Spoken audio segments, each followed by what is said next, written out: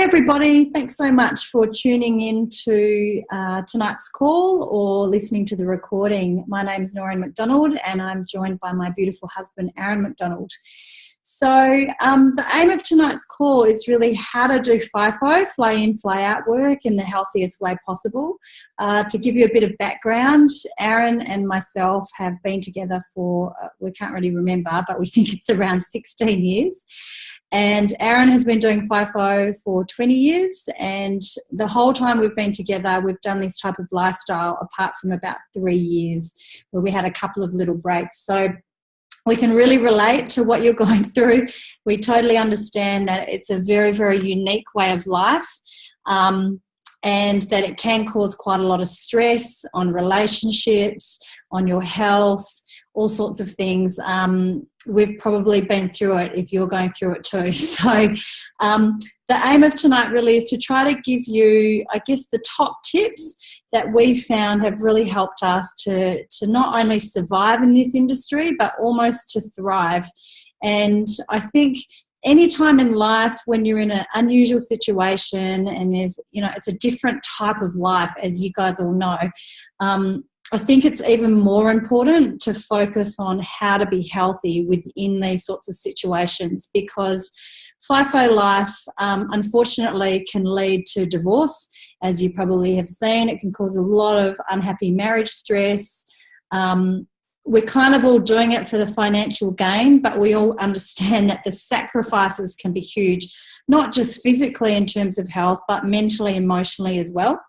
So I wanted to try and help you guys. So I'm going to start the talk tonight, and I'm going to talk about how to be healthy for the person that stays behind. And we don't like to say the person that gets left behind, because that makes you feel like crap. So I'm going to start the talk, and I'm going to cover on, I guess, the 4 different things that we said we were going to talk about: food choices, exercise, mindset, and supplementation. As I said, I've been working as a naturopath on and off for about 20 years. So I guess when I met Arron, he was working already in the industry, and I just felt this huge passion, this huge need to want to help him, because I could see that that type of industry is actually can be quite hard on the body and quite stressful. However, when our relationship lasted and we kept going and we got serious, I realised that, oh my gosh, actually I need to also get some stuff, some healthy daily habits happening for myself, being that person that's actually left behind. I just said it then again, whoopsie. Okay, so I think the key is for the person that stays at home is that, number one, you make yourself that number one person. And quite often in life, we put the kids first, the dog even comes before us, the cat comes before us. And when that partner goes away, it's really important to put yourself back at being number one, because if you go down, the whole mothership goes down, as you know. Number 2, it's really essential to be organised in being that person that's kind of at home, still running the household, still looking after kids if you've got them, etc. And all of a sudden you've lost your right-hand man or woman away to FIFO work. It can feel incredibly overwhelming. So organisation is absolute key. Number 3, knowing that getting through those swings away, the key, honestly, guys, is keeping a healthy body and mind, because if you have that, you're going to have a way better emotional stability to deal with the up and downness of this work. And I'm going to talk about that. And then number 4, don't forget to have a life. So when you're putting yourself back to being number one, you start to remember, what is it that I like to do? What are the things that are important to me, being that person that's still at home, minus probably your best friend, hopefully. And we'll talk about that. So food choices, let's be honest, the day that they leave sucks. And we all know what it's like. It's horrible. I've been there. I've been in numerous airports all through Australia and New Zealand. Walking away from saying goodbye, getting in the car, crying all the way home, standing on my deck and watching the plane leave and feeling really sorry for myself and crying even more.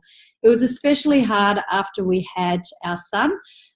Before that, I kind of was fine with it, but all of a sudden when a baby came into the picture, it was like really hard to deal with a newborn and him going away. So that number 1 day, I think it's all about comfort. Food choices can be, I gave myself a break. I said, right, number one day, I'm going to eat whatever I want. I'm going to get the chocolate out. I'm going to drink a bit of red wine, perhaps. I'm just going to eat the things that immediately give me comfort. However, day 2 onwards, for me, it was about resetting my body and getting back on track to nourish my body from the inside so that I could feel really good about what was happening in my life. Because we all know when you have days upon days upon days of shit eating, you start to feel what? You feel shit. So if you have days and days and days of really good nourishing eating, you start to feel nourished and you feel good. So I tried to focus on limiting the most intolerant foods. And for me personally, I know I don't work that well on wheat and I don't work that well on dairy. And to be honest, in my clinic as well, those are the 2 foods that test up as an intolerance for most people. And the fact that we don't really digest those foods can cause a lot of strain in the large intestine, a lot of bloating. You can start to feel like you're pregnant even though you're not, etc. So I think limiting the intolerant foods is a really good start to helping your body overall. Let's just quickly talk about how down in your gut, it's actually known as the enteric brain. It's the second brain, or it's a brain of the body. There's a whole branch of science dedicated to it now. And actually 80% of your serotonin, which is your feel-good hormones and neurotransmitters, are actually manufactured in your gut. So if we want to feel good, if we want to feel happy, if we want some emotional instability, we actually have to work on the gut. So part of cutting out those foods is going to help your moods and your anxiety while your partner's away. Number 3 for food choices is do a menu plan. I know it sounds really regimented, but I know for me when I had a newborn and I was just lost my best friend and my partner and it all felt so overwhelming that when I had a menu plan and I was cooking to a plan, first of all, it's a lot cheaper. Second of all, I was really organised. So I knew what I was making every day and I didn't have to make those unhealthy choices. We all know what it's like going to the shops at 5 p.m. when you're starving hungry with maybe some kids in tow, and it sucks. And you usually go for the fastest, most convenient food, which usually isn't the healthiest. So menu planning is great. And number 4, really focus on whole foods. And why? Because whole foods actually heal the whole body. So lots of plants, lots of good quality protein, nuts and seeds, superfoods, super herbs, good beneficial fats, and some fermented foods is the absolute key to good health. So if you can start to bring those things into your life for the person that's at home, you're going to start to feel nourished and a lot more stable. So that's me for food choices. Exercise, number 2. Look, I'll be honest, there was days where I was sitting over there on that couch and I had a newborn and I had a dog who really needed to be exercised every day, and I had a shit night with my son and I thought, oh my God, and I'd be crying on the couch. It was a nightmare. But you know what I made sure I did is I got out of the house and I did some exercise. And I remember one day walking along with the umbrella. It was raining. I had the front pack on with the baby and the dog. And this old lady was like, oh my gosh, you've got your hands full. And I thought, oh, hell yeah, I know I do. But I tell you what I did feel after that walk is I felt a lot better. You all know exercise is so important for your mindset. It releases endorphins in the body. So we start to feel good.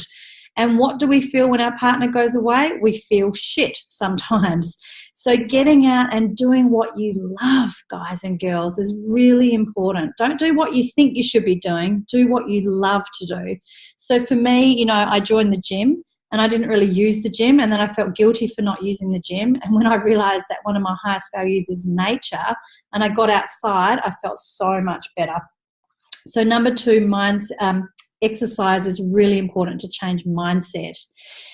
Number 3, I'm going to talk about mindset, and this is probably the biggest key, one of the biggest keys to my survival of FIFO.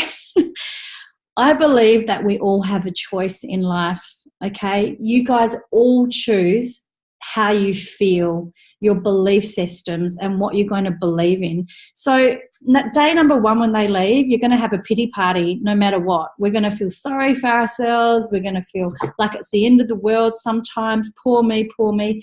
Go for it. Have your pity party for one day, and then day two, reset yourself. We all have that choice to do that. You can either live the 3 to 5 to 6 week, 3 month swing, whatever it is that your partner does away, having a pity party the whole time and doing blame, shame, and justify behaviour.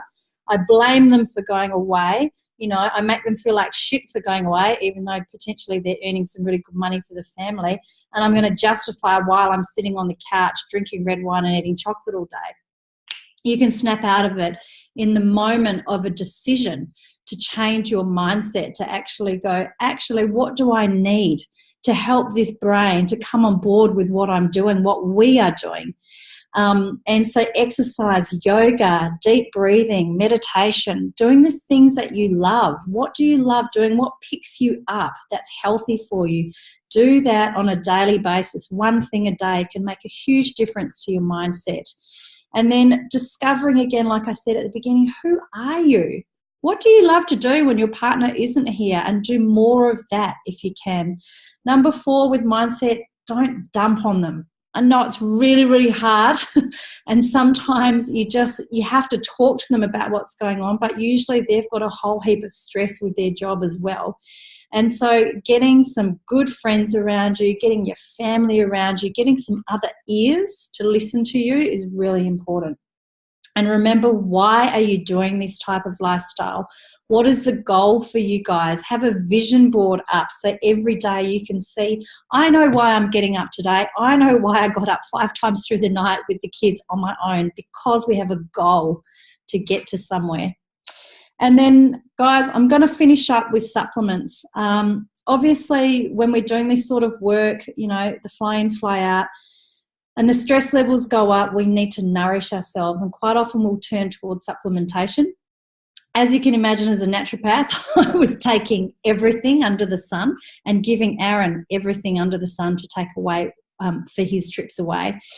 And I think it's really important to nourish your body. Yes, I think it's important to supplement these days. However, for the last 3 years, I have only chosen whole food concentrate supplementation.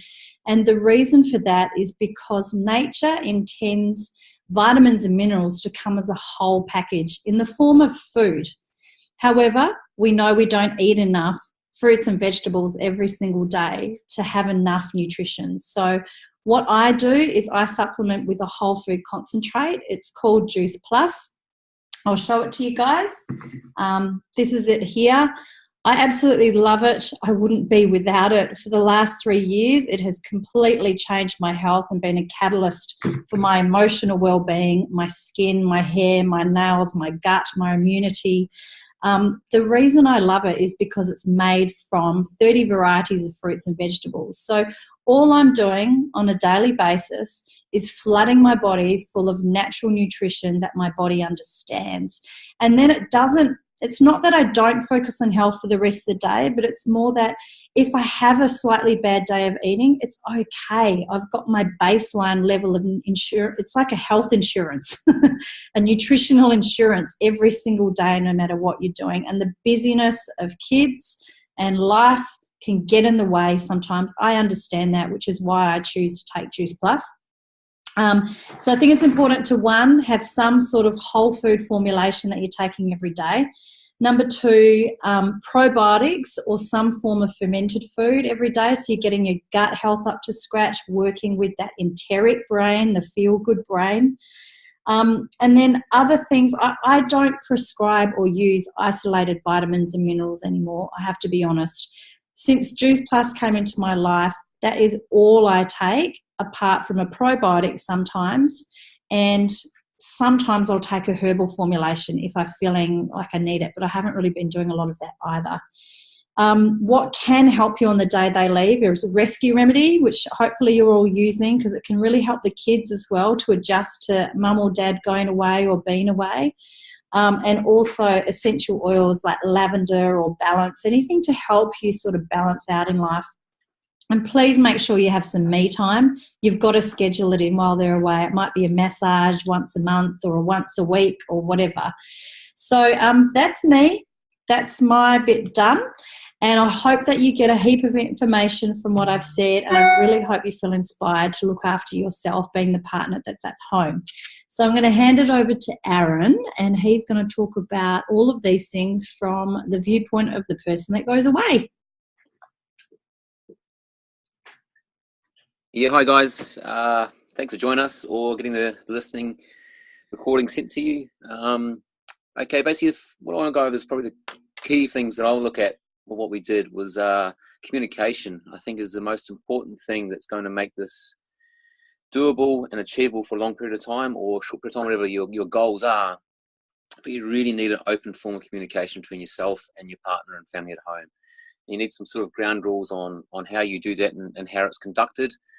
Each of you are all individuals, so you need to sit down with your partner in a really comfortable state and talk about how you're going to do this, because you need to know what's going on at home, you need to know what's going on at work with each other, but you also need to be able to do it in a way that can be communicated that won't affect each other either at home or at work, because some of us that have worked away work in dangerous environments, and not being in the right mental space can be a really, really unhealthy and unsafe way to be. So communication for me is the most important thing. And on that, I think the biggest question you want to ask is, why are you doing it? Why are you in this situation? Why have you guys chosen to do this work? And now the most repeated answer to that will be money. Because let's be honest, most of us, if we had given the choice to not work and to sit at home, we probably would. So then you got to say to yourself, okay, well, we're doing it for this, we're doing it for that, whichever one of the reasons are. You need to then come up with a game plan on how you're going to achieve that goal, what kind of time frame you're looking at doing it for, and what kind of sacrifices you're going to go along the way. Now, I did it for almost 20 years, and believe me, there's a period of time there where I really probably should have knuckled down a bit more and done some other smarter things, because I didn't have a game plan. I lost track of goals and so forth. So if you can, I would be a great help to you guys to sit down with each other, have a really good, once the kids are in bed and you've got some time to each other, sit down and discuss what your game plan is for the next few years. And that, I think, then gives yourself some ground rules on how to communicate, why you're doing it, and when you are doing it, sort of be able to say, hey, look, I'm having some troubles at home, I'm having some troubles at work, let's talk about this tomorrow, let's talk about the next day, or whichever way you guys come up with some kind of ground rules on how you're going to interact with each other through this period of time of being away. All right, so next one I'll go into probably is food choices. Now this, I think there's two ways of looking at this. There's either you look at it when you go away. Now look, let's give you some background of what I did. I've done mines, I've done rigs, I've done ships, I've done vessels, I've done yachts, and this type of thing. But a lot of it was kind of sealed away from humanity in some respects. You're on a ship or you're out in the middle of the ocean, so you're away from the local pub or that kind of carry on. So it was kind of a different environment that some of you may have. But what I will say about it is there was two ways of looking at it. There was either it was a health camp or it was a free-for-all, eat whatever you want. Now, I chose to make it a health camp. I chose to say, when I'm there, I'm going to eat really well. And what worked for me for a long period of time was 6 days of eating controlled and eating well, and then 1 day of a bit of a free-for-all.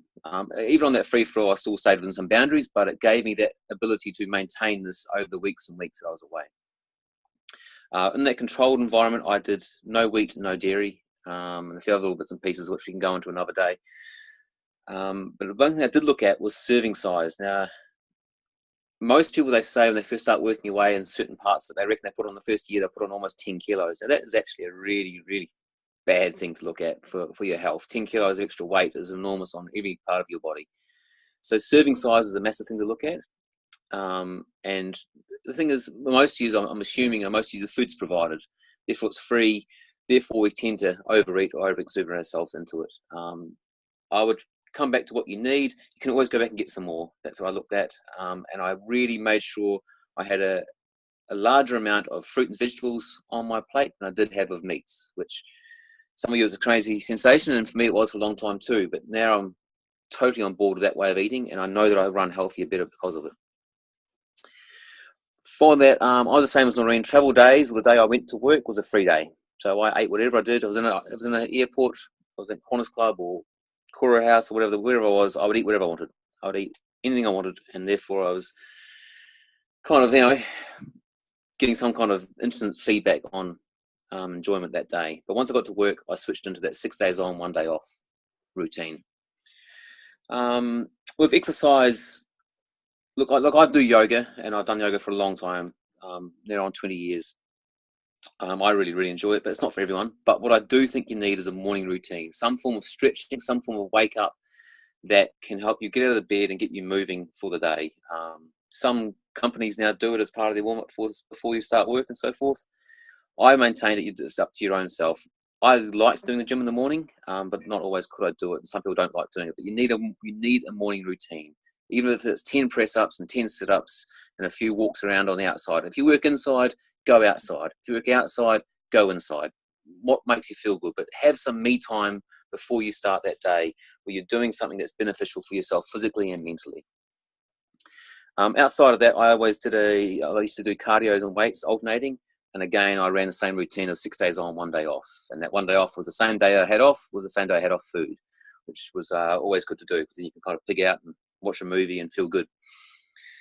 Supplementation. So Noreen's obviously just spoken about it very, very well. And I'll just sort of add my 2 cents to that, is that I come from the food industry. That's what I do. I've always been a chef.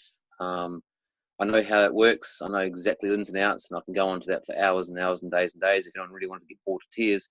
But the reality is big companies sign contracts for the cheapest possible amount. And then the company who signed the contract then buys food the cheapest possible way. That's the reality of life. I'm not saying the food's bad. I won't say that because some of my chef friends won't be happy with me. But what I will say is they do buy cheap food. And therefore the vitamins and mineral content of that food will be lacking, and you need some supplementation. I think everybody I worked with has some form of supplements, everyone. But a lot of them are doing what they think is the right thing. Potentially it's not as good as it could be, as Harold would say it. Whole food supplements, I noticed a massive increase in myself. Not only the amount I was carrying, the amount I was taking, but the fact that it was actually getting some feeling out of it. And the biggest thing for me is, and sorry to be let's talk about toilet talk and that, but when I used to take other supplementations, my pee would go yellow and it would go down the toilet. And I always thought in my head, oh, that's really expensive pee. And Whole Foods, I don't notice that. That's not the way it works. It doesn't seem to go out of your system that way. It seems to actually be absorbed as you think your body should work.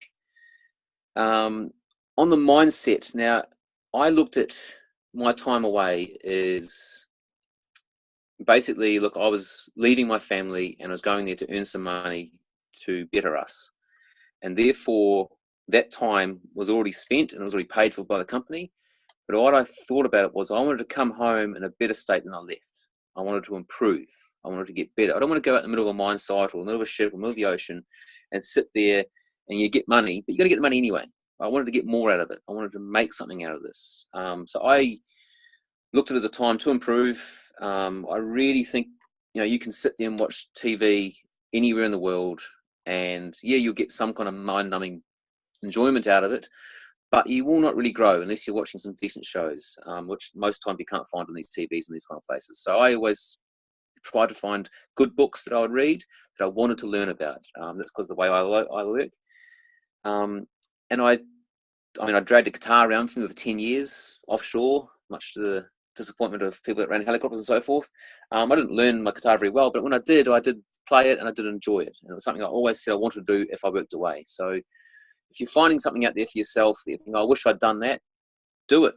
Take it with you, because you're going to have 2, 3, 4, 5, 6 weeks away from your family, 2 or 3 hours a day pretty much, where you can do whatever you want. Now, you can sit and watch TV and watch whatever you're into, or whatever your mate who you're sharing a room with into, or whatever's on the TV in the common room.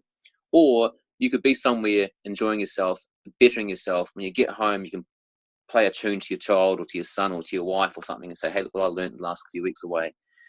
And that's kind of the way I looked at it, was that I said to myself, as a mindset, as I wanted to improve.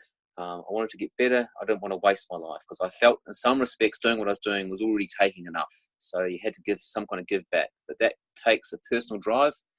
That's something you can probably lead into in another chat on what we want to get out of our lives. For me, that's pretty much it, Noreen. So I'll probably let it come back to you. There's probably more we could go on about for hours and hours, but now I'll hand you back to Noreen and she can close up. And yeah, thanks guys. Thanks for listening. Thanks, babe. Isn't he a fabulous speaker, everyone?